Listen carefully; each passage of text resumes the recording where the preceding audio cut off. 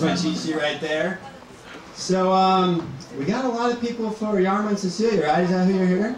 Woo! Yeah! You should know that I am their friend, and they told me they explicitly endorse my comedy, so... I'm a friend of theirs. And it's good, too, because I was really nervous to come and do this, and I think I was most nervous because I was afraid I was going to get sick, you know, because everybody around me was just getting sick.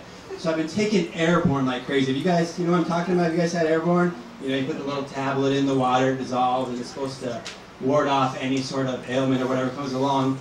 And what's funny about Airborne for me is their whole selling point is it was invented by a teacher, you know? So you see the commercials, and you see on the packaging, it's like, it was invented by a teacher. And even my coworker was giving it to me, and I never had it, and they're like, oh, you got to try this. It was invented by a teacher.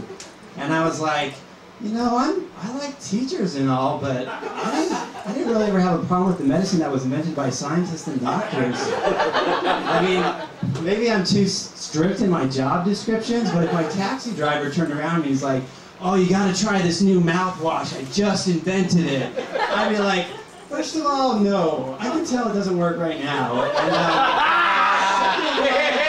why don't you just watch the road? But I have to say, if my plumber gave me a new X-Lax that he had concocted, I think I'd give it a try. I mean, the guy knows about cleaning out pipes, right? So that wouldn't be bad. But anyway, my wife and I, we haven't been in LA that long, actually, and I really like it. And one of the things I like about it is you see a lot of people that are on TV, you know? And for me, that's cool because I think TV is a really powerful and enabling medium. Like, I always liked it that you can just be like a regular evangelist, but then if you go on TV, all of a sudden you're a televangelist. But I was thinking about that, but then I started to get sad because I was like, does that mean that Teletubbies are really just regular Tubbies with successful acting careers?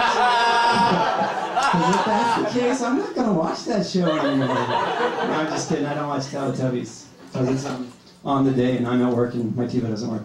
But I do watch cartoons, and I'll admit that. And I think it's all right, because, you know, once you get older, you can like what you like, you know? And I'm like, yeah, I like cartoons, no big deal. And, you know, obviously the same thing when you're little. When you're 5 or 6, you can be like, yeah, I like cartoons. But I think there's this, like, in-between stage that's just kind of awkward. You know, you're like 12 or 13, and you still like cartoons, but you have to be too cool. And so it works out really awkward because you have to, like, watch them but kind of give this, like, cool criticism of it. So one time we were watching cartoons with my brother who was that age, and we were watching Aladdin. And Aladdin was doing his thing, and he's, like, jumping from rooftop to rooftop, and he got to this big jump, and he's like, boom!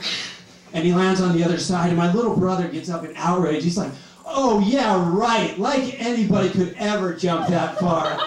And so me and my other brother are like, Brad, he's flying around on a magic carpet with a talking monkey and a genie. And this is the point of the show you choose to take issue with, huh? It's like, oh, yeah, right. Nobody could ever jump that far. Unless, of course, you wished for it from a genie.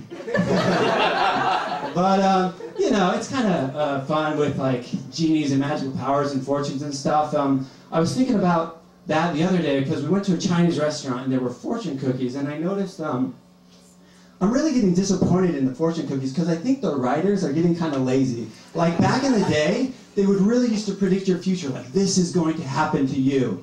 And nowadays, it's just this kind of wimpy, like, nice, you know, phrase. You open it up, and it'll be like, kindness is the best response. And you're like, okay, that's nice and all, but that's a bit of a cop-out. Like, if I'm going to eat that thing, I mean, you know I'm not going to it for the cookie part of it. I want the fortune. Like, I need you to say something at least that's going to predict my future. And I don't care if it's 30 years in the future. You know, it could be the next 15-minute obvious ones. Like, you could open it up and it could be like, your digestive tract and our MSG will soon engage in a major conflict. All right, hey, that's it for me. Thank you guys so much.